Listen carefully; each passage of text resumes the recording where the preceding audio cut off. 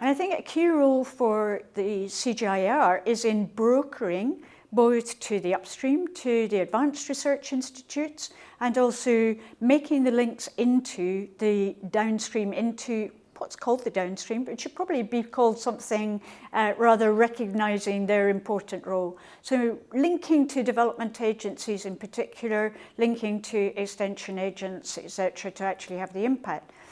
And I don't think there is one positioning. I see it more as a sort of slider that the CG positions itself where it's appropriate relative to the skills in a particular area. So in crop breeding, it can probably do some of the upstream work, whereas in other areas it's probably more downstream.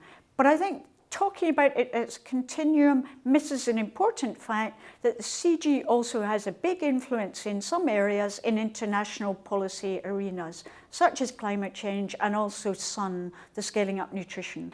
I think the comparative advantage has shifted through the CRPs, which are working collaboratively between centres, and I find it really exciting to the concept of a system that is not focusing just on one crop or just focusing on livestock, but is looking at what smallholder farmers have to do, which is lots of different things. And too often, if you're just focusing as a scientist on one crop, you're not understanding the context in which your research is going to be put into practice. And to me, I've seen a change in that the CG, through much more interaction between the scientists in the centres with the CGIAR research programmes, and I find that exciting.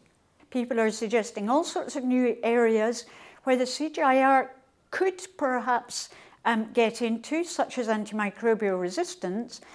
The reason why it's thought that they could get in there is not so much about their current scientific expertise, but about the structure of the CGIAR and the fact that it is a very much appreciated globally research organisation which has infrastructure in a huge number of developing countries and can therefore, and also has really strong links into policy in those countries.